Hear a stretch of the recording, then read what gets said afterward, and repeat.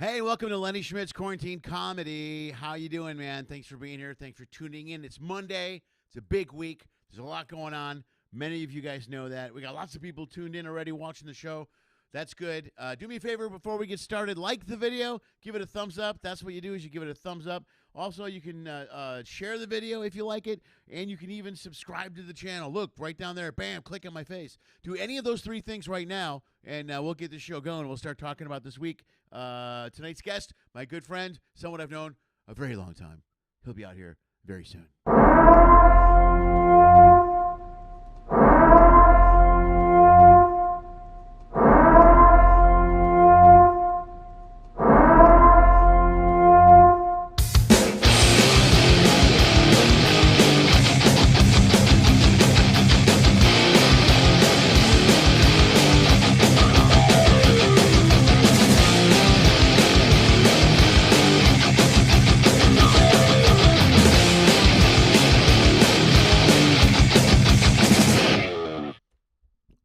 Welcome to Lenny Schmidts Quarantine Comedy. What's going on? Hi. How are you? I hope you had a good 4th of July. I hope everything went well. I hope no one blew off any fingers or digits. Hold on. There we go. Fingers or digits. I hope you're healthy. I know last night I was in L.A. and I flew out late last night driving to the airport. Boy, they fully took advantage of fireworks last night everywhere they could. They were going off like crazy over in the Venice area. In West L.A. It was a big day, so I hope everyone's safe. I hope everyone had fun. Hope you enjoyed yourselves, all that stuff. I hope it's good. What else is going on? There's not a lot going on. I'm in Chicago where the humidity is 700%. It is ridiculously hot here. It's not even close to like that hot that there is in L.A., where like my place was hot. But, man, yeah, it's like walking through soup here. So I forgot. I keep forgetting about the weather here, like the bad stuff, the humidity. So I'm here. I've been here almost 24 hours walking around in humidity. So that's what I got going on, man. That's it. For those of you guys that are cruisers, I'm hearing information from cruise ships. Things are going well with the cruise ships. They just launched a couple days ago. So Carnival ships, no problems yet. No issues. No nothing. Everything's fine if you're a Carnival fan. I know some people that are on the ships, and I'm hearing really good things about the shows and about the cruises. And so far, everything looks really good. So that's what I got. This is a big week, man. I'm in Chicago. Here's the deal. Some of you guys already know this. I'm in Chicago right now. We're playing Zanies this week at Rosemont, my brother Mike and I, and we're doing this show live streaming Wednesday in 2 days. So Wednesday's show will be a live streaming show from Zanies, and you can watch that right here on YouTube if you're not, or come out. There's people watching the show. I know they're going to be at the show Wednesday. We look like we're going to have quite a few people here Wednesday night at the show.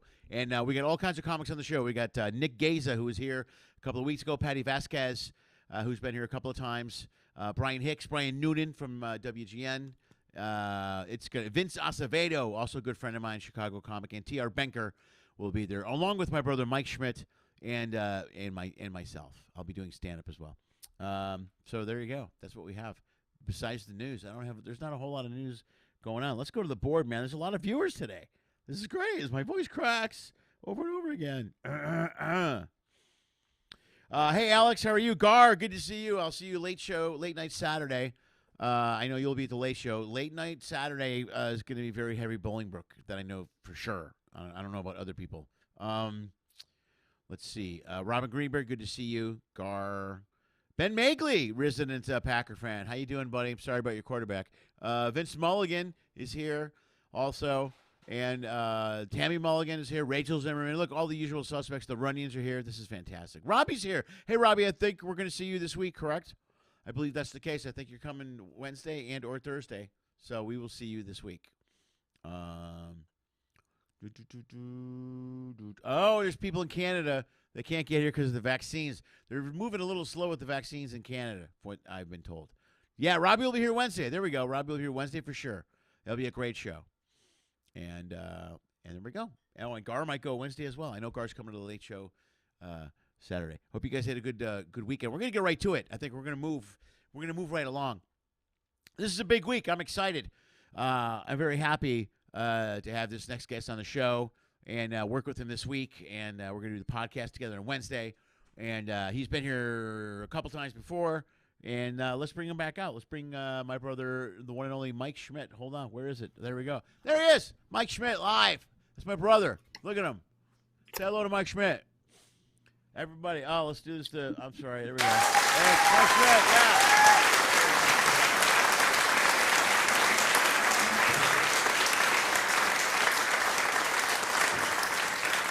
That's the crappy canned applause that I use constantly. Nothing wrong with that. Yeah. Hey, dude, I changed the intro just for you because last time you did the show, you complained that there were no pictures of you in the intro. So now the intro was all pictures of you, except for one. And a lot of pictures I don't even own. Like, I don't own any photos of myself. I don't know how the fuck you wound up with all of them, quite frankly, because all of the photos ever taken of me in my life, apparently you have them. That's shocking. Dude, I got every single one. I got, I have multiple angles from those shoots, too. You know what I mean? Like some of those pictures, it's not like one shot. There's like 5 other ones. But yeah, I got the whole archive, so I throw those up. So nice. Yeah. How you doing, man? Are you that excited? Was a history of bad shirts. I enjoyed it. It was really great. Dude, I love everything is those short sleeve goofy sports shirts with like the number or the one. The 4th grade picture of me in the Thor shirt, that's worth it. Everything else is kind of, although I do like the reflections. The 8th grade graduation photo where it's the me looking like smiling and then the fucking Stu look. The first Stu look in history, I think. Yeah, that was the original Stu. That's where it came from. Yeah. Yeah, those are good. I like the ones where your hair is out like you got a couple with got the lion hair. You know what I mean? The big thick mane you used to have. That's my favorite. I did. Yeah, it's funny because I have pictures of me with a mullet. One time I was on stage in Detroit and I was doing a show and I said. I don't know. I was talking about whatever the fuck. And then I said, oh, man. You have no idea. I had a mullet that would kill Billy Ray Cyrus in his sleep. And and then I got back to L.A. and I was like, you know what? And I found the photos and I put it up on Facebook and everybody's like, oh, my God. I was not lying. Yeah. I had a fucking awesome mullet. Yeah, that was full on. There was a lion. There was an actor that used to look like that. Who's the guy from the guy from Lost? There was a guy from Lost that had the big bushy hair in the background. Hurley? I don't know his name. I just know he had big bushy hair. I don't have that much information. Was he the fat guy on Lost? He was the fat guy on Lost. I don't want to use that term. That's Hurley. There you go. Okay. I don't know if that's the right way to say it these days. Well, I mean, look, it's Lost. You're like, hey, the blonde one, the fat one, the spooky one, the wheelchair one. I mean, you're fine. It's like they wanted you to call them that. Yeah. Well, that's the way you do the show. Anybody who comes to you and they're like, I remember Robert Collins from Lost. No, you fucking don't. He was the fat one or the skinny one or the blue one or the green one. The one-legged guy. The one-legged guy, and that's it. Exactly. Shut up. So, are you excited, man? When do you fly out? You said tomorrow morning, right? 7 a.m.? Yeah, I'm on the plane at 7 in the morning, which is less than ideal. And so, I mean, even all of the flying stuff is just nonsense at this point. You know what I mean? It's like I'm excited. It's this, with the pandemic, I'm excited to go and get there. But at the same time, I don't, there's still the pandemic in me where I'm like, I don't want to do a fucking thing. You know what I mean? Yeah. Really? See, I'm excited. I couldn't wait to get out. Once they said take off your mask, I was running down the street with no mask on. I was all about it. You still got to wear the mask at the airport. Oh, yeah. So when you get to the airport, it's like all the way through. You know what I mean? Because I walked in without a mask. I didn't know the rule. I was like, and I'm not one of those guys that's breaking the rules. I walked in, asked 3 people. I'm like, what's the protocol? What am I supposed to do? Can you tell? And I had them with me. I go, just tell me. Tell me if I should wear it or shouldn't wear it. And this woman came running from the back room with a mask. She's like, you better put this on. I'm like, okay, I will. I'm good. I'll whatever you want me to do. I'm fine. So, yeah, you got to wear it on the airplanes and all that other stuff. So, still going on in the airports. Yeah. And I have no issues with that. It's not even about being like scared to do anything. I don't care. At this point, honestly, this whole thing's in the rearview mirror as far as I'm concerned. I don't wear a mask fucking anywhere. I've been in the gym, for Christ's sake, breathing everybody's goddamn droplets for the last 3 weeks. So if I'm going to get something, I'm going to get something. I might have trench lung. I mean, I have no idea. But at this point, I don't fucking care. Right. Yeah, well, Anna and I were at Disneyland Thursday, and it was all no masks running around. Yeah, there's nobody, they keep saying there's a lot of people that are going to wear masks or keep wearing them, and I know that that's the case, but it's really not that many people. There's way more people without the masks than have them. Yeah, but it should be your choice, and there's nothing wrong with that. I have a friend who's actually immunocompromised, so she wears her mask, and she even told me, she said when she goes places, people give her looks, like kind of with disdain, or they cluck their tongue at her, and I'm just like, what what do you care if she's wearing a fucking Halloween mask at this fucking point? Wear what you want, do what you want. Who fucking cares? Especially people are insane. Especially in L.A. You know what I mean? There's way more people that are more aware of what's going on and way more into, well, I'm going to wear the mask a little bit longer. I got quite a few friends that still aren't going out, you know. There's quite a few that just they're not doing nothing. So I can see that attitude in Wichita. I was in Wichita in October. People were looking at me like that, you know, when I had a mask on. You know, people were like, what's wrong with you? I'm like, you watch the news? Any of the news? Anything? Yeah. Like, no, I don't care. It's Kansas. Kansas. Yeah. I mean, it's good to be, not on the other side of this thing. And it's like that thing where we're in a sweet spot between the people who are like, oh, you should always wear your mask, and the people who are like, never wear a mask again. You know what I mean? I think we're kind of in that netherworld now where there are people who still warn you too, where they're like, oh, you know, the Delta 2 variant is very dangerous, and you should go ahead. Oh, I got news for you. Fuck the Delta 2 variant and burn your mask. Not interested. I gave you 18 months. Yeah. And that was, we talked about this. I told you my favorite part is I followed everything, and I was very outspoken about it on my show. Wear the mask, follow the science. Abso-fucking-lutely. I didn't question anything. Right. And then we got to be about a year in, and it looked like we were starting to get vaccines. It was starting to loosen up, and that was great. And then all of a sudden the guy comes out and he goes, you know, maybe wear 2 masks. Yeah, right. And I went, okay, fuck you. No, now it's a gag. You know what I mean? Now you're taking bets in the office to see what you can make people do. It's like that. It's like the drunk driving test. I do a joke in my act about that now, where I go, at some point they keep changing it. Now it's to wear 2 masks, then it's like 6 feet away, 8 feet away. Go ahead and eat, don't eat, sit down, walk, stand. I go, I swear to God, at some point I think there's a bunch of people at the CDC just looking at each other going, I bet we can make these assholes hop on 1 foot for like 20 minutes. Yeah, absolutely. You know, and I just like, I try to, you know, it's one of those things where it's still, you want to never talk about it again, but it still is something that dominated our lives for a year. Yeah. But whenever I find myself starting to wade into talking about it again, I'm like, Jesus, I find myself saying the same stuff. You know what I mean? There's nothing, and it's funny because I'm going to talk about it this week, obviously. Right. You know, but it just strikes me as, you just wish it was over. You want to wish it all into the cornfield and never fucking think about it again. The cornfield. Just get out of here. Yeah. Well, hopefully it's rear view, man. I don't know. That's what I'm hoping. So, you know, things are. It's rear view for me until somebody else eats a fucking back casserole and it comes back. I'm done. I literally, we're good. I don't need a mask. I'm fine. Unless you tell me again that there's some sort of fucking capybara minestrone that somebody ate in fucking Australia and they got everybody else sick. I'm good. I don't need it. I've got plenty of masks if it ever comes back, but as far as I'm concerned, I'm done with the COVID-19 is in the past. Yeah, until COVID-20 shows up, I'm fine. You're going to see my face fucking forever. No, I love the conversation about the Delta variant, because then now they were just coming out the other day and go, maybe it's a good idea to keep wearing your mask if you're vaccinated. And it's like the news is constantly trying to scare you with more shit. Is what it is. It's like they got to throw you back in the corner. That's what it is, to scare the hell out of you. You know what I mean? And everybody's. Well, it's the old Jay Leno bit. Huge comets hurtling toward America, the Earth sky. You know, huge comet seen in Earth skies. What was it? Will you at 10 o'clock? You know, it's all horseshit. Yeah. Jeez.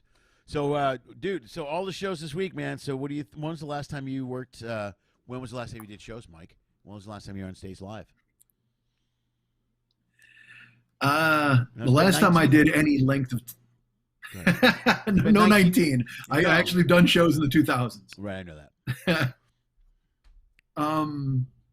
I haven't done a real show since 2018. Okay. I was in Cincinnati, I think was my last show. Okay. I was here, I did Podfest a couple of years when it was in, I think 2019 at Pod Smash was the last time I was actually on stage and did a set. And that was another, like, I was in the audience and they came up to me like, you want to go up? And I hadn't been up in a year, you know what I mean? Yeah, because you never say no. We're always taught never say no. Of course not. Yeah. And it was great. You know, I went through and I got through it on Rage, which was fine. It was only a 10-minute set, which is totally good. But I haven't been on for any length of time since Cincinnati in 2018, I believe it was. Right. All right, man. We got Well, buckle up. Well, you got the and that wasn't even in a club. I mean, the last time I did a club set is, I honestly, I couldn't even tell you.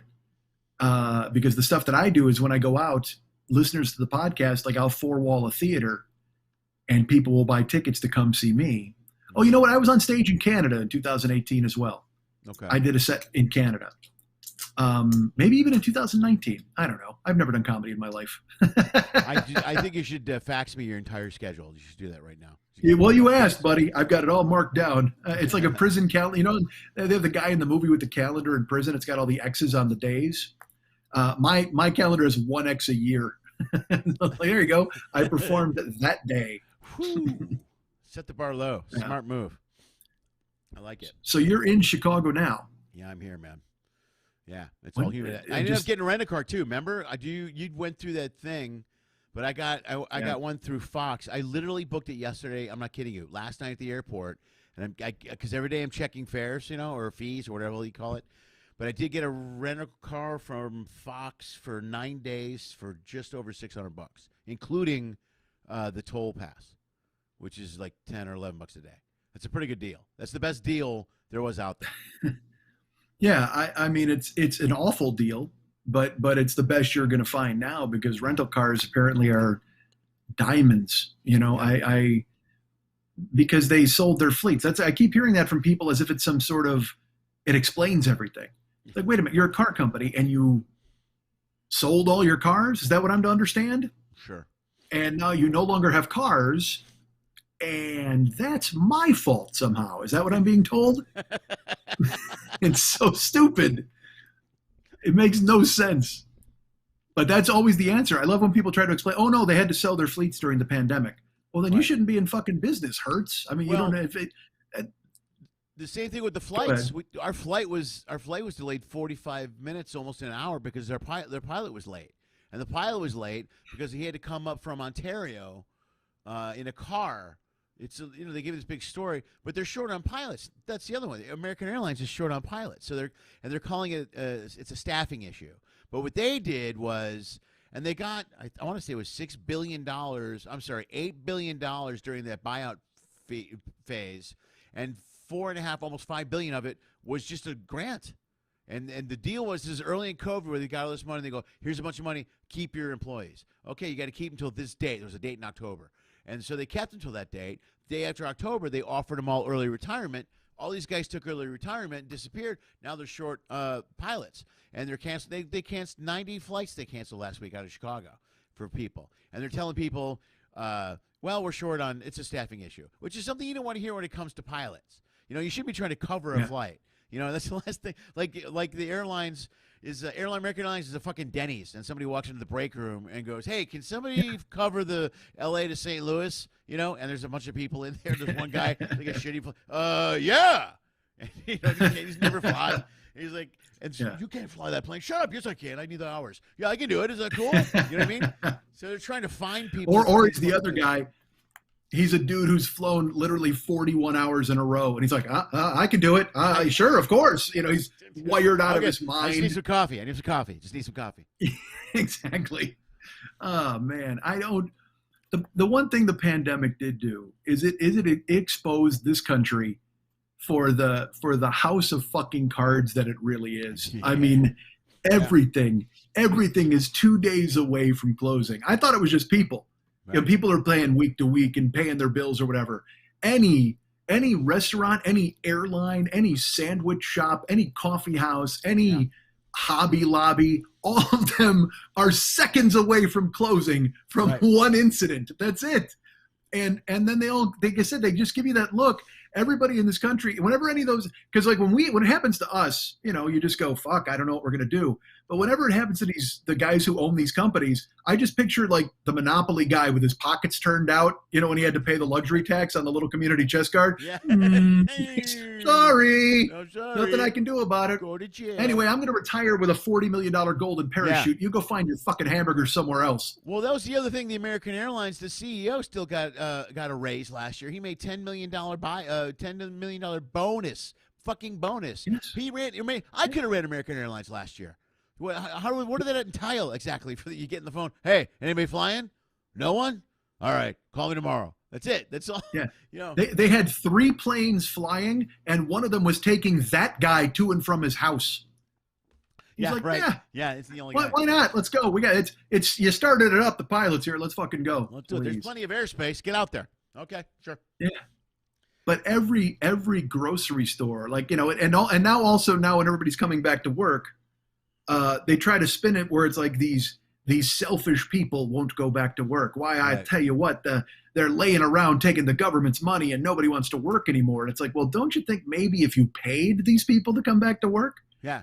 And paid them what they were worth, then it would work out? Wouldn't that be great? But that's classic. They look at it and go the other route. They blame the people. They always blame the people, yes, but not the businesses that go.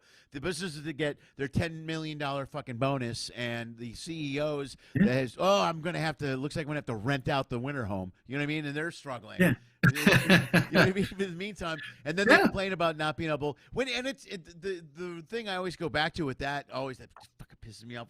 Dude, look at the rate of inflation and the rate of wage or payment that's gone since the early 70s. It's not even close to even being enough to a living wage. You got to work. If you have a family, both of you got to work your ass off. You know, so this whole people don't want to go back to work. People will work if you pay them. Actually, I think maybe they should fucking learn that lesson. But with the McDonald's people are like, you know, we want $15 an hour. It's a living wage for McDonald's people, which $15 an hour is pushing it if you live in an urban area. Okay, it really is, and they deserve it, because then you always hear people that are like, it's a starter job, man. You know, I had that job in high school, and but some people it's not a starter job. Some people they got to support their families, so they go ahead and do it. So pay them a living wage. But then everybody laughs. It's like, you're supposed to have graduated to a better job by now. Well, hey, have you seen it out there, man? Yeah. Nobody can buy a fucking house. And literally the guy who runs McDonald's, it's Mayor McCheese with his stupid fucking suit and his giant hamburger head. And he makes $40 million a fucking year too. Right. And he'll point at the workers and go, we couldn't possibly pay these people $15 an hour. Right. And then he gets on a magic carpet with a clown and flies off to French fry land. It's like, and it drives you insane. Because they constantly point the finger at the employees or the people, and then they pit people against one another. That's how they get around. They make us fight within. Yeah, they make us fight each other so that you point fingers and say, "Hey, you're the problem. You're the lazy one." Yeah. When it's not. It's always that from day one, dude. I've always said it's all the 1%, man. That's their biggest thing. Is to get us to fight against each other and complain against each other, and then we're distracted. We don't really point our fingers at what the real problems are. You can't tell me. Common sense tells you a guy shouldn't make a $10 million bonus and then turn around and ask pilots to retire because they can't afford to pay them. How does any of that make sense? If you're, I'm not a businessman. I'm really stupid with money. But that seems like a bad plan. You know what I mean? It seems like anyone would look at that. I mean, you're literally wearing a tank. You're wearing a tank top, but you make more sense than any of these idiots. You know, I feel the same way. Because I was just going to say that. I'm going to go look. Are there lazy people out there? There are. Hi, half your screen is a lazy motherfucker right now, no doubt. But these when you see these people like telling people that they don't want to work or they get mad at them and they try to, and I mean, dude, fucking Ralph's closed grocery stores rather than pay people what they're worth. Yeah, right. And it's absolute insanity. Are you kidding me? It's a house of cards. And always they when the business is struggling, then they fire people and then they shut their doors eventually within 6 weeks. Right. It's crazy to watch it happen. They pack up and they go somewhere else. They take their money and they go to another place and they start over. And who gets screwed is all the employees. I talked about it. It's the Lomax. Yeah. It's strange. It's strange to watch a worldview collapse in real time.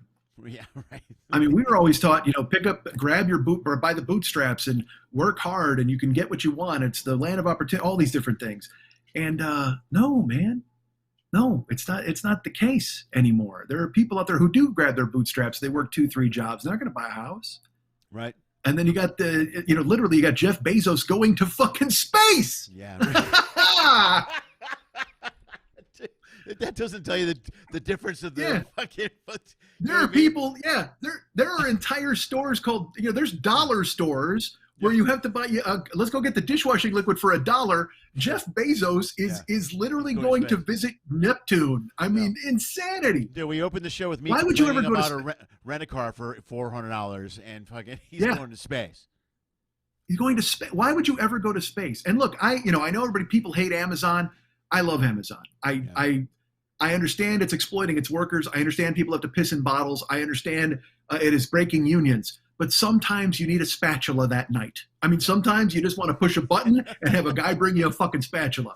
Amazon is like Santa Claus, but it's a Santa Claus that you can tell him what to fucking bring you. It's the greatest. Yeah. But it doesn't mean their owner should own 90% everything. of the time it's there the next day. 90% of the time it's there the next day. Yeah. Yes. You know why? Because they killed Paco. That's why. He fucking died. He couldn't stop for a soda. He's wearing adult diapers to get me my spatula. Dude, and I sit at home like a king. Dude, my last delivery, some guy crawled to my door crying, knocking on the door, just like holding up a box, weeping. Yeah. It's here. It's here. I can't tell you how many times I've walked outside of my apartment complex and just seen a skeleton clutching a box, reaching up to push a button on a doorknob. Oh, please, someone come out. Amazon hat hanging off. Like, yeah, his last act as his dusty flesh blows into the wind.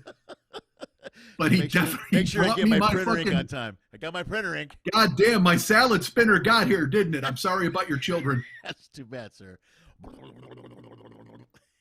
And Bezos going to space. Like, why would you go to space? You have $400 billion.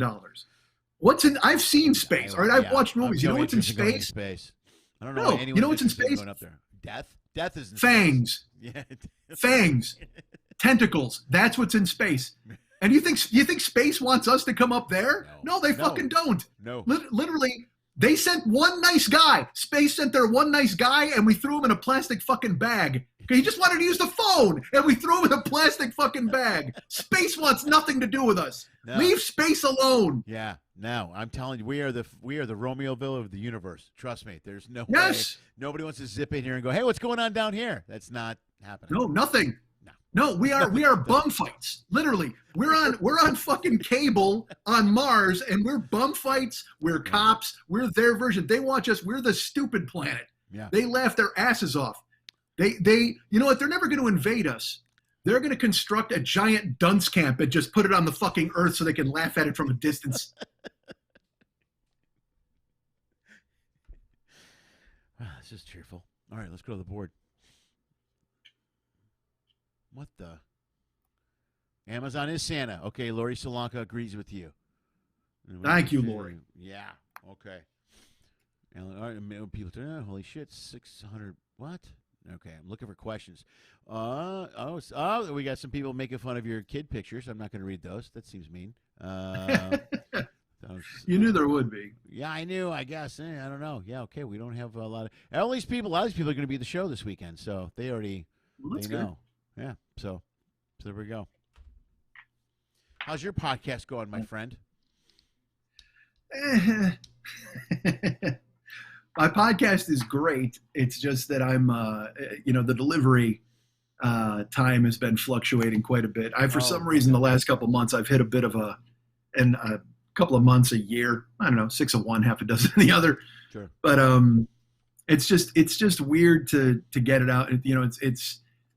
I wound up having some weird crisis of conscience, whether I'm good at the show or do it right or I do it well. And it's such a strange thing especially in an industry where you're literally selling yourself and you have to have all the confidence in the world to just presume that people want to hear the things you need to say. Right. And then if that the doubt ever enters your mind where you're like, well, I don't think anybody wants to fucking hear this. Then you kind of question like, well, then why am I doing it? And it just turns into this cycle where I'll just sit in the house with the fucking blinds closed and go, does anybody care? Does anybody really care about this? Do you want to do this? We're doing okay. The new show comes out tonight, so that's good before I go on the road. It's just the weekly schedule thing just recently has turned into kind of an issue for me. But I mean, the show's great. I like doing it. I love doing it. I love the people who listen to it and are very supportive. But it's a thing where, you wind up, I mean, over the past year, I think everybody was questioning everything, for Christ's sake. You know what I mean? Right. You're just going, well, what does this matter? Does this matter? Does that matter? Should I do this, do that? And also, I've never had a work ethic or discipline, so that doesn't help. So it's true. I'm not even being cute or funny. I would love to do nothing the rest of my life, and that's dangerous because last year we were told to do nothing. Yeah. I would. Last Yeah. year, I got permission from the government to do nothing, and I was like, okay, that's awesome. Yeah, I spent the year doing nothing, and I got to be honest with you, I kind of got used to not really. I got used to doing nothing. You know what I mean? I Yeah. really. This last trip. This is a tough. Anna and I were together yesterday, and she dropped me off at the airport, and she was bummed. She was really bummed, and the reason is starting like right now. Right now, I go back to the heavy travel I was doing before COVID. I got this 2 weeks, and then I go back home for a week, and then I got a gig, and then I'm on a ship, and then another ship. So it's like right back to where I was before. And in the last 15 months, or however long we were locked in, I literally saw Anna almost every day. We'd get up and we'd talk, we'd hang out.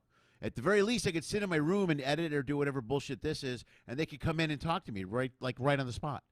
You know what I mean? Like, hey, what's up? And kind of sucks. I was hoping in the year to find a way to not go on the road again. But maybe I found a way to balance it a little bit more.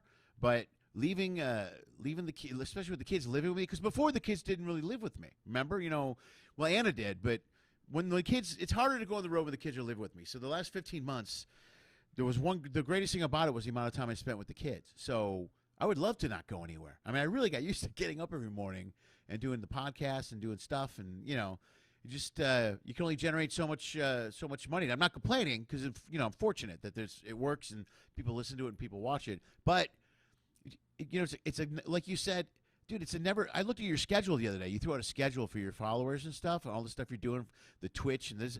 Man, that's more than a full-time job. So don't tell me you don't have a work ethic, because all the crap you're doing now, and I call it crap. I don't mean crap. It's the same stuff I'm doing, dude. I sent an email out the other day. We do every other week. We do a happy hour. So it means Patreon members have a Zoom and we talk and hang out. And then when there's a thing. So but you're constantly scheduling and doing something with your followers and people. So that's a lot. It's a lot of work. It's a lot more work than I thought. It is, but there's so much more to do. Like, you're engaging all of your Patreon people so much more than I am. I mean, I don't want to get into poor mouth and whatever the fuck here, but I mean, I could be doing so much more than I am. There's no doubt about it. Yeah, but also, go ahead. I'm sorry. I don't want to cut you off. I'm just going to say, and it's been like that my whole career. I've never really, I don't like self-promoting. I don't like pushing myself.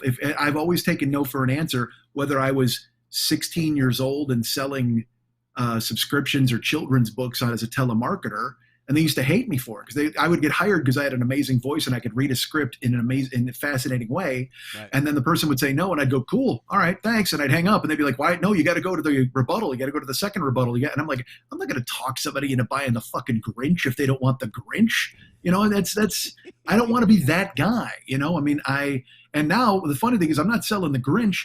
I'm selling me. Right. And I still am more than happy to take no for an answer. Yeah. And it's not good. You shouldn't be, you're supposed to be gung ho. And we both know comedians who are relentless self-promoters, and it's great. It does them very well. I need a Flavor Flav. You know what I mean? I need a giant clock and a hype man to yell my name. I also know comedians that don't promote anything and are doing really well. You know what I mean? There's another end of that. There's guys that have found a way to just somehow, I don't know if they have a manager, they know the right person, but they suddenly, and all the right things just kind of end up happening for them or falling in your path. Also, think about this, and this is something I thought about this last year between this show and the other show I was doing and everything else. You could always be doing more. At some point, you got to find some balance in your life. Otherwise, you're spending all day yelling at yourself for not doing more. You know what I mean? It's a lot of pressure put on yourself. Well, all right, but that's me. But that's what I do, and that's what leads to this paralysis of when I don't produce a show on time. Right. Because then what happens is, if I don't produce the show on time, then every moment is a misery as I'm angry at myself, going, what the fuck is your problem? Get the show out. What are you doing? And then I don't answer texts, and I won't answer anybody because I always think it's a trap. So they'll be like, hey, how's it going over there? I'll be like, fine. And they'll go, where's the show? What the fuck are you doing? And, oh, no, I throw my phone in the garbage disposal. Hiding, I mean, yeah. So that's the thing, is it becomes this oppressive thing until I then release the show. And then I'm like, I can talk to people or return their texts or their emails and stuff again. And then I still don't. But I say that I will. I'm still a hermit, But look, I am tremendously lucky because I have somehow connected with people who like and love what I do and are willing to support it, even though I don't support myself. Mm-hmm. the only way I can verbalize it to you is these people have decided to take me in and take care of me and help me and support me for the things that I do. And even though I don't do anywhere near the work I should do to be successful, they have made sure that I have a modicum of success. It's like the people who do love me and like what I do have taken it upon themselves to champion me and keep me afloat. And I am unbelievably grateful for it. And I'm always angry. You know, when I did my one-man show in 2012, the end of it, the epilogue of it was I played, a song called Life Wasted. And I said, now I've tasted a life wasted and I've faced a life wasted, but can I escape a life wasted? I don't know. Well, here we are 9 years later, and I don't think I have. I proclaimed that I was always going to burst out and be better. And 9 years later, I'm not. And yet still, I have listeners and friends who love the show and love me and take care of me in a way that, quite frankly, I don't know if I've earned. And I am tremendously happy for that. But I need to make sure they didn't back the wrong horse. I need to somehow show some flash of success. I need to have some good things happen so they can rejoice in the fact that they always knew that it was going to be good. Yeah, but maybe it's not so much about having something good to happen. Maybe it's more about being happy with the quality and content of your work and the stuff that you're producing. Because if you have people that are following you and they're happy following the stuff you're doing, I don't know if it's that important. This is just me. I mean, maybe I'm talking on my ass too, but maybe it's good enough to a point where you're happy with your work, and it's not about whether or not you're a star or you become huge or these big things or whatever you call success. Maybe success is just producing good content and being happy with the content and producing to people that want to see your content. Which is, yes, that's the whole point, is I've, believe me, the ship sailed on me being world famous long ago. I know that that's not going to happen. But it doesn't mean that I don't have fans in England and fans in Australia and fans in fucking Togo and fans in Canada and Ireland and who want me to come there and do shows. Right. In the past, I went to therapy for 5 years, starting in 2014 and right up until the pandemic. And it really helped me reframe how I viewed things, because I was able to look at the things I'd accomplished rather than all of the stuff that I haven't. Right, that's good. And, you're able to go, and this will sound maybe petty or small to listeners, but I've lived alone since 2013, and I've paid my bills with comedy and every other hustle that I've had to make happen. Mm-hmm. In Los Angeles, that's not anything to be diminished. I mean, to live by yourself and to pay your bills with your chosen profession, and I have traveled to Kuwait because of my job. Listeners brought me to Kuwait. I've been to Japan. A listener brought me to Japan. Listeners brought me to New York. Paid my way. All of these things, I've gone out and done shows and been able to meet people and look them in the eyes and thank them for their support. And I'm very grateful, like I said, for all of the great things that have happened, but I still have enough negative towards myself inside me to be upset about the things that I haven't accomplished. And I feel I've let people down, and I've done a much better job of being able to get past that. But still, every week when I don't get the show out on time, I'm like, people are counting on you. What the fuck? And then I liken it to, you ever see a movie and they're in an amusement park that's dark, and then someone turns on a ride and it goes, that's what happens every time the show doesn't come out. It's dark all week.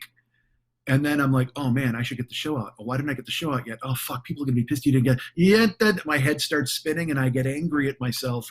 And I fight myself until I'm able to go ahead and create again.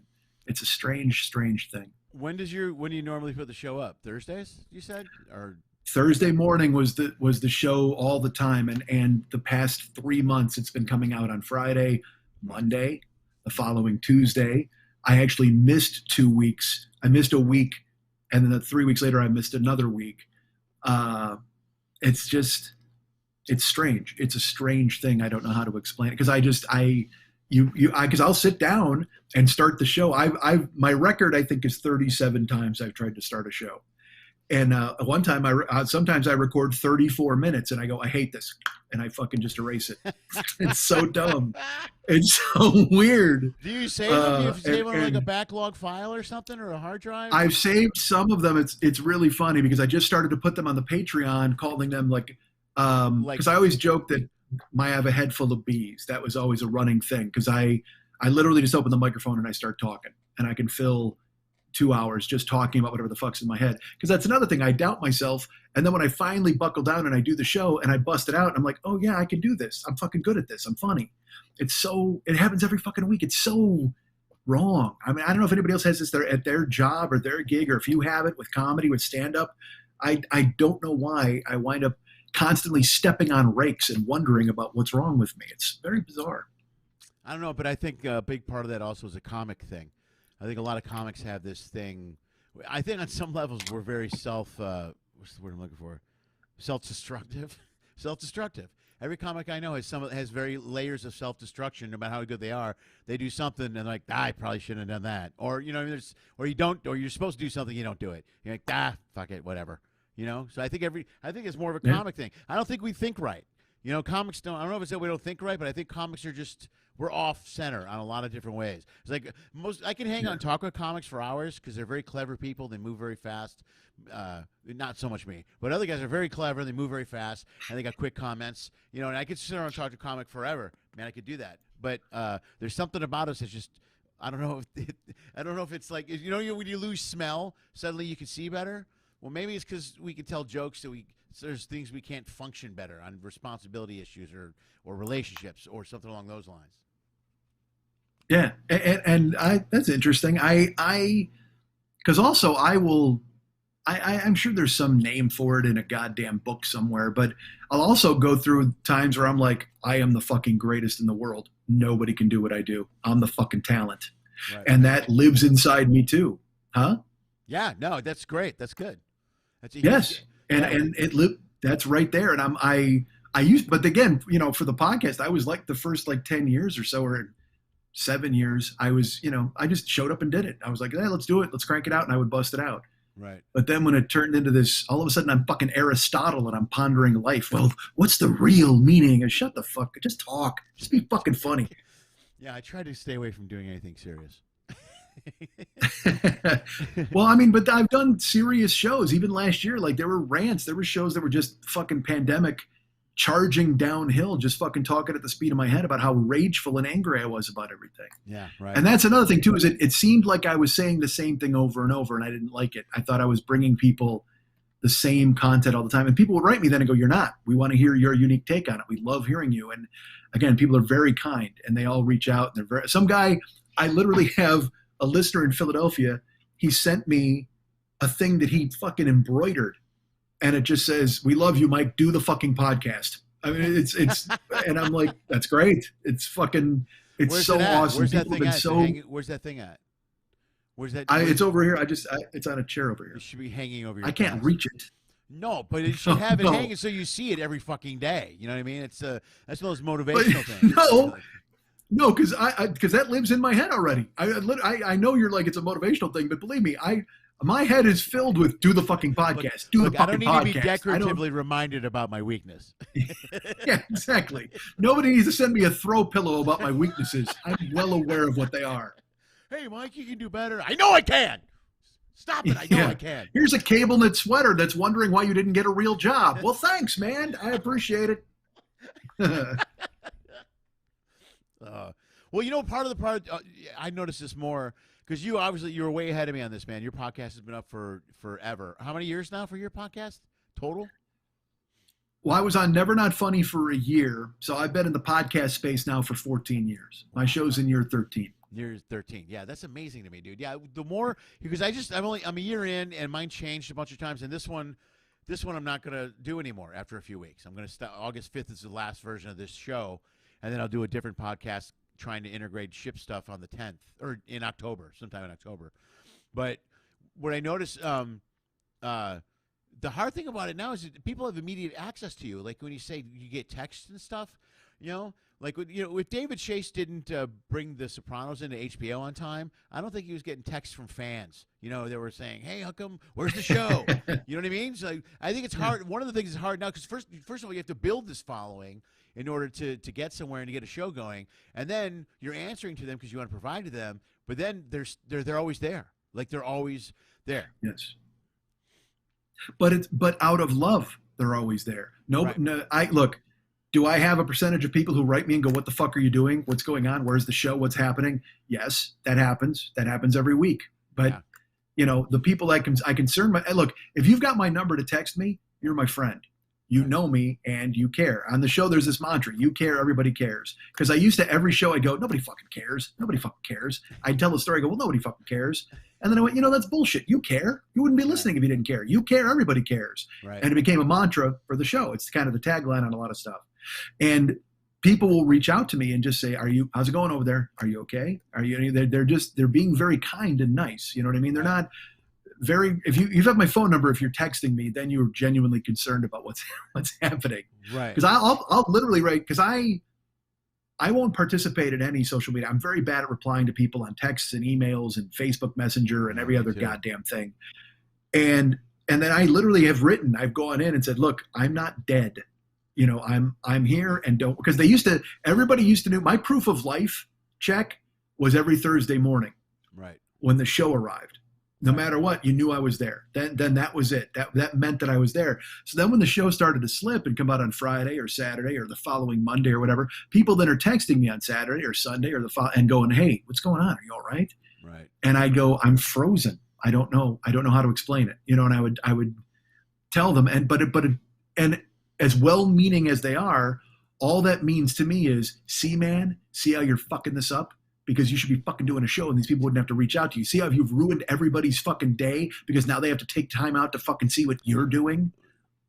It's funny, when I was a kid, there was an article I read by Ozzy Osbourne. It's really an interview with Ozzy Osbourne, which is, believe me, if you're taking life advice from Ozzy Osbourne, things have gone fucking off the rails. Where's this going? All right, go ahead.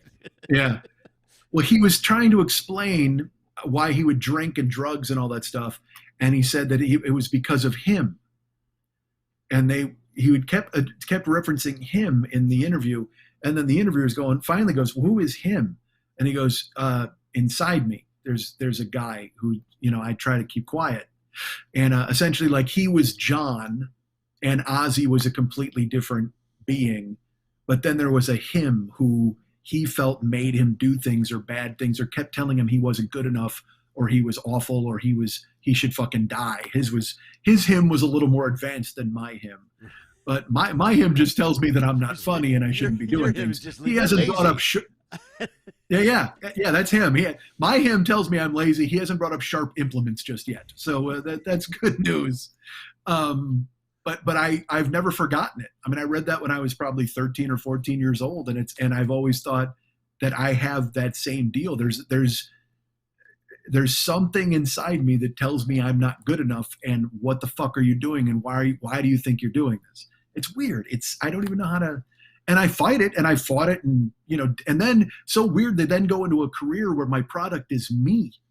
You know what I mean? Yeah, but I think that's part of it. Odd. That goes back to the comic thing, though. I think most comics they need comedy. You get you get gratification every 10 to 15. It used to be 10 seconds. Punchline every 10 or every 15 seconds. No matter what, live comedy is the only business in the entertainment business that you go up and get immediate response on whether or not you're doing well, like right there in the real time. Immediately. You know what I mean? So you start doing all that. But I think comics, like I always say things get better for you on stage when you don't care what the audience thinks. You have to not think you have to not care what they think. You have to be able to do your show, trust your ability, and not care what they think. However, you have to care what they think because you still have to do a good show. So it's like this weird catch-22 that we're constantly stuck in. That the only solution to it is to trust your instincts and trust in the fact that you are the talent, that you are funny enough. That's the only way out because it's all an ego fuck. All of it is an ego fuck. All that worried, the pressure, all that stuff. I'm late. It's your own mind giving yourself a hard time. Like you said yourself, your supporters that touch base with you, they're not pressuring you. They're actually checking up on you because they care about you. Yeah, but it's funny. In my early years of stand-up, I had that don't care thing because I wrote topical material and I wrote smart material and I always felt work at the top of your intelligence. Yeah. Don't pander, don't sink to anybody's level. Well, then I'd be playing these corn pone rooms on the road somewhere. I'd be in some bowling alley, whatever. And I remember once a headliner was talking to me because I had some grim nights. Something and I just fought through and did what I did. And then I was talking to the headliner and he's like, man, you just don't fucking care at all whether they laugh. And I'm like, no, I want them to laugh. And in other cities they laugh. Tonight is not the norm. It doesn't always go this. And he's like, yeah, but you got to change it up. You know, you're in a fucking bowling alley in Moline or whatever. And I'm like, no, they can rise to meet me where I'm at. I don't need to go to where they are. And that was always my opinion in stand-up, which probably explains why I haven't been on stage in fucking 6 years in a club. Because work at the top of your intelligence and never pander and never fucking give in to an audience that just wants you to talk about, you know, your cock or whatever the fuck else, or, you know, I hate my wife, any of those dumb cliche bullshit things, you know. Now, look, I talk about my cock plenty now, so get ready for Rosemont, ladies and gentlemen. That's going to be fantastic. Yeah, there'll be plenty of pictures. By the way, if you are coming to the show this week, I'm the opposite of Mike. I pander to, if you bring your bowling balls, we'll talk about them. I don't give a fuck. Come on out. Woo, what'd you throw last week? Good for you. Oh, nice. Oh, that turkey, that's a pain in the ass. Way to go. Folks, let's talk about the 7-10 split. Woo! Finally. Yeah. Finally entertaining. Go out there. We can all get behind. Come on, the shoes, right? Am I wrong here? You got to rent shoes? Yes. Tell a show. Go talk about the toilet seats. Okay, hold on. That's the closer. That's the closer. Don't get ahead of yourselves. All right. Well, don't give it away here. Jesus. No, yeah, sorry. Yeah, you're right, because they'll never see that coming. All right. All right, I got to go to the board because I do have questions for people. I got to get to Vince's comment. All right. Okay, these are my followers. I have followers, much like you said, dude. I'm very fortunate, and it's a cool thing to be able to create content, and you have people that support everything you do and touch base with you and give you, you know, we've got some cool friendships here that we built during COVID. It was all during COVID for me, is what did it. So I've been very fortunate. They're very supportive. Some of these people have seen every single show I've ever done, which blows me away. I didn't want to be at every single show I've done. That's a lot. I used to do the show 5 nights a week, then 3, now 2. And I'm going back. Now I'm going to 1 because there's just so much. So, but I'm very fortunate as well. Here we go. All right, so here's a question. Vince said, I got to find Vince's question because he's already sent me 2 comments. Why I won't ask you the question. It's about one of the kids. Okay, Mike, here we go. This is from Vince Mulligan, one of my Patreon fans. He wants to know if you are still mad at Mom for the sailor pick, for the sailor suit pick. No, come on. Everybody's got a sailor suit pick in their fucking in their back history, don't they? Dude, I got one. I didn't show it. There's no way I'm putting mine up. Yeah, I mean, there's a picture of me on a leash, and this is before. Yeah. Every time this is before they invented like the kid leash. I'm on a dog leash with a harness. I mean, it's ridiculous. So believe me, any of these photos, because again, when you're a kid too, you have no control over what photos are taken. I'm just glad there wasn't me in a tub or fucking anything like that. So years ago, it was the history of my hair. This is years. Yeah, the history of your hair is pretty amazing. There's a lot of different styles there. It covers a lot of bases.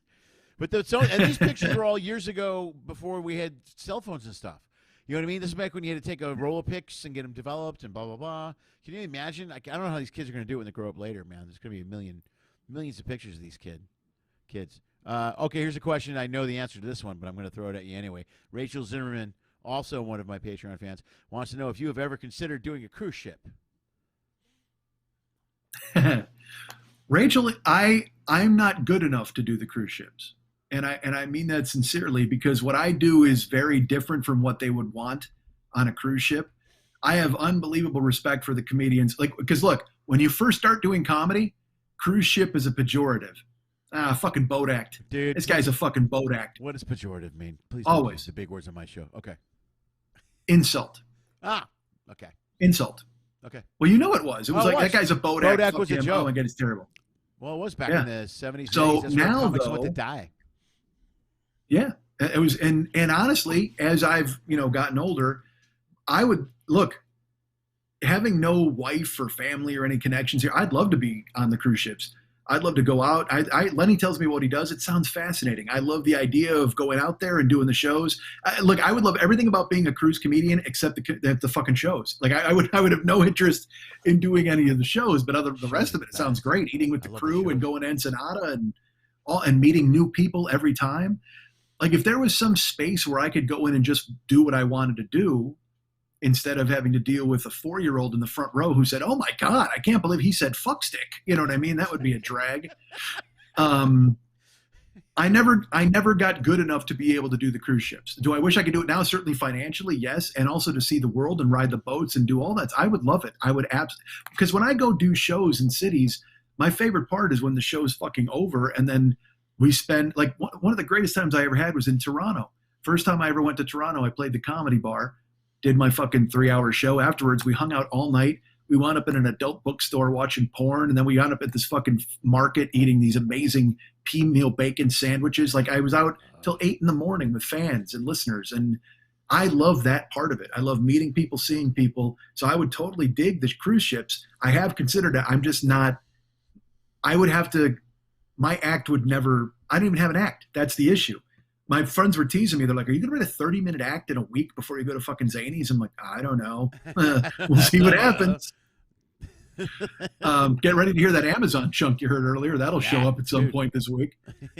But yeah, so yes, Rachel, to answer your question, I would love to do it. I don't think I'm capable of doing it though. And I also don't think I am anything near what they're looking for. All right, dude. All right. Here's another question from Rachel. That's a good answer. Yes. But this is a great question from Rachel, and it's deeper. And I'm actually anticipating your answer to this. If you were able to do nothing, what would you want to do?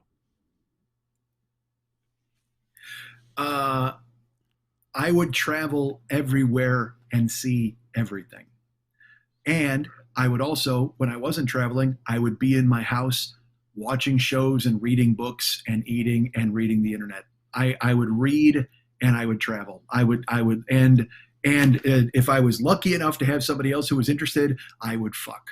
I would just literally have sex and eat and travel. And I like really good food. So like I would go to like every great restaurant I've ever heard of. I would go to Japan just to have a goddamn meal. I would go to Europe. There's so much in this world that I have not seen. It's shameful. I'm 53 years old. I've never been to Europe. I've only been out of North America 3 times. I've been to Mexico. We drove into Mexico on a lark. I've been to fucking Kuwait, and I've been to Japan. I was supposed to do shows in Ireland last year during the pandemic, and they got canceled. So I have to reschedule those for next year. But I would go everywhere. I would see everything that I could possibly see. I would go to Europe. I would go to Brazil. I would go South America. I would go anywhere and everywhere to see all of the things that are in the world that need to be seen. I would love it. And also, I would hole up in my house and I would like the other night. It was here it was July 3rd, and I was like, you know what? Fuck. You know what I did? I watched Jaws. I hadn't seen Jaws in 30 years. And I'm like, you know what? I'm going to watch Jaws. I watched Jaws, and then I watched Heat right after it. Just watched a movie double feature with the windows open and the breeze coming into my house. And just, I'm a very good alone person. Yeah. So I would have no issue. I'd go to movies. I would go to concerts and play. I would do everything you wanted to do. Everything you're a more succinct answer, and it's too late for that. I would do everything and nothing all at once.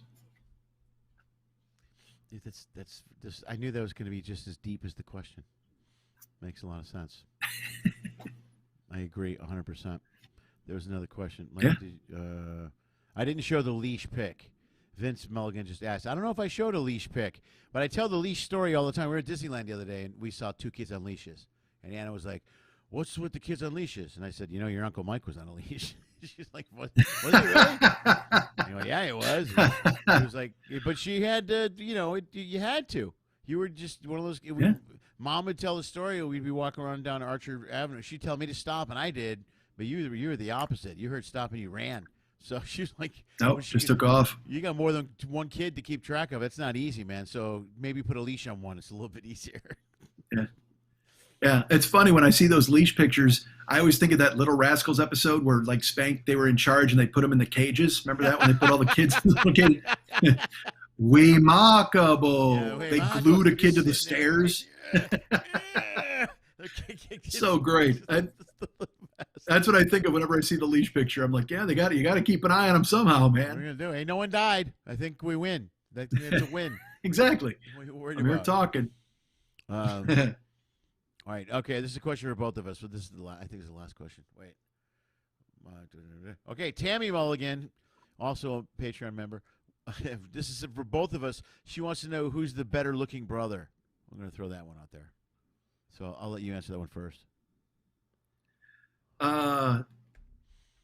Well, look, I'm a good-looking man. That can't be argued with. I mean, you know, I'm right now. I'm in the middle. I'm not exactly at fighting weight. I'm still pandemic Mike, trying to emerge. But when the cheekbones are flaring, and well, let's put it this way. You know, from the chest up, you will never forget me. I'm all mouth and arms. That's it. I mean, from the chest down, fucking no great shakes. But from the chest up, I'll put my fucking largesse on the fucking line against anybody. So yes, I'm much better looking. I don't have Lenny's shitty mustache. I don't have any of that stuff. So I look really good. My answer is much shorter. It's me. That's all. That's all I'm going to go with. Hmm. I don't need to break it down. I just need to come out and just tell you that it's me. All right, man. All right, we're going to wrap this up. Where are we at? Yeah, we're wrapping this up. This is perfect time. Dude, when all right, so you're coming out tomorrow. We'll be at Zanies the next couple of days setting up. Scott's going to come with me to set up the equipment to make sure that I don't screw this up. We're going to set it up tomorrow and Cool. run a mock show, kind of, so that it looks good, so that any mistakes I can fix for Wednesday day. And then you're here Good. Wednesday. Is there anything you want to push or plug before then? To the podcast, the 40-year-old boy? Sure. All right, you guys can get me at MikeandMikeSchmidtComedy.com. You can be my friend at Facebook.com/the40-year-old boy. You can follow me at Twitch.com/the40-year-old boy. Oops, sorry. You can follow me at Twitter.com/the40-year-old boy. You can go ahead and follow me at Instagram and Snapchat and TikTok at Mike40YOB. Mike40YOB is Instagram, Snapchat, and TikTok. I don't use Snapchat and TikTok really ever, but who cares? Why not go ahead and follow me on there? Twitch.tv/the40-year-old boy is the Twitch channel. I already streamed today. I'll be periodically popping in from Chicago with some streams from either Zanies or wherever I need to be. But as far as streaming games, that won't happen again until next week when I'm back in town. So YouTube.com/the40-year-old boy, Twitch.tv/the40-year-old boy, Facebook.com/the40-year-old boy, and then Instagram, Snapchat, TikTok at Mike40YOB, and follow me at Twitter.com/the40-year-old boy. There we go. He's so much better at all that than me. I stutter and babble, and that's why I put this thing down. I'm so much better. I forgot something. I apologize. The podcast as well. If you go to art19.com/Mike40YOB or just Google the 40-year-old boy, you'll find the podcast. New episode will be up in the morning. But there's, I mean, YouTube's got all the archives of 13 years and then whatever the fuck else is in the iTunes store. Right on. All right. That's Mike. Folks, that's Mike Schmidt. Also, he'll be here live this weekend. I know a lot of you guys, I see comments coming in. A lot of you guys have tickets already. I look forward to seeing all of you this week. It's going to be a lot of fun. Wednesday will be the podcast, which is myself, Mike, and 6 or 7 other comics. I mentioned Patti Vasquez, Brian Noonan, Brian Hicks, Vince Acevedo, Nick Gaza, and T.R. Benker will all be in that show Wednesday night along with Mike and myself. And then the weekend, it's just Mike and me, man. Thursday, Friday, Saturday. It's 5 shows. There are tickets still available. Who's the host? Do we know yet? I don't know. I should have asked. I am unprepared, so I don't know who the host is. I'm willing to bet it's Vince Moranto. I'm willing to bet, but I could be incorrect. Also could be John DeCoste, but I'm leaning toward Vince. It always seems to be Vince when I show up there. So either way, it'll be a great week. It'll be really a lot of fun. So that's Mike. Guys, give it up once again. Please give it up for my buddy Mike Schmidt. There he is. As you stew your way out. We're on the stew. Yeah, we exited on the stew. That's what we did. All right, guys, that's tonight's show. You guys are great. Thanks for being here. I appreciate. We had lots of viewers tonight, man. That's very cool. That's more so than I thought it would check in. Because I'm traveling. It's always a little iffy for me when I travel to do the show. But this, I think, it came out well. I was watching it on YouTube. It looks like everything came out very well. So there we go. Now Wednesday, live stand-up. Here's how it's going to go. I'm going to host the show. It'll open up very similar, the same way. And then everybody's going to come up and do 7 to 10 minutes of stand-up. And then we're going to then I haven't decided what we're going to do in between. So that's it. But you're going to see the show will be a lot different. It won't be just an interview-based show. It will be live stand-up streaming Wednesday evening from Zanies in Rosemont. So please tune in. It'll be fun. That'll be live, 6 o'clock Pacific time, 8 o'clock Central, 9 o'clock Eastern. Brenda Runyon, please pay attention, 9 o'clock Eastern. You guys are great. Thank you so much for being here. As always, do me a favor, dream of Pinky. Lenny Schmidt Quarantine Comedy was created, produced, and is hosted by Lenny Schmidt. We live stream on YouTube at 6 p.m. Pacific every Monday, Wednesday, and Friday. Special episodes occasionally stream or are uploaded on Tuesday and Thursday. Every episode is also launched as a podcast and can be heard on iTunes, Spotify, and iHeartRadio. If you enjoyed the show, please like the video. If you really like it, share the video. If you really, really like it, please subscribe to the Lenny Schmidt Comedy channel on YouTube. You'll get updates on this and numerous other online comedy content that my dad produces. Check the info section below for detailed information on all of our guests. If you are a fan, you can follow and support them as well. Go to their page, like their content, buy their albums, purchase a shirt, any merch they may be selling. Anything you do will support performers, will literally help save the arts. In fact, if you want to support this show financially, just go to LennySchmidt.com/ifyoucan or Venmo at LennySchmidtComedy. If you donate as little as $1 or as much as $10,000, it will help pay for the stuff my dad keeps breaking. If you can't pay for the comedy content, that's okay. COVID sucks for all of us. Enjoy the free show. If you want to find a way to support what we do, just subscribe to Lenny Schmidt Comedy channel on YouTube. That really helps a lot. Thank you for listening to my dad's show, and as always, dream of Pinky.